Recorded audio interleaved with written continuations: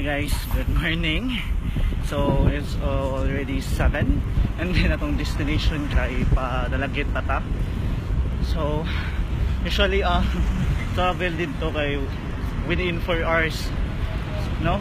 So karon nakapatapit sa may Marto. Ganda. So balik update if nanako sa naga kay paano na ko kay nagata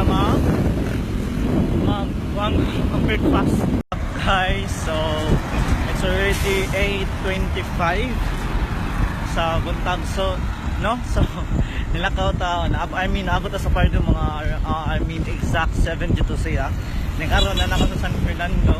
So sa nangutana dira if nakoy kuyog, actually guys solo rider ta karon San Fernando na ta.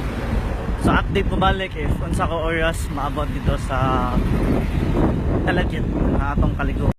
So as of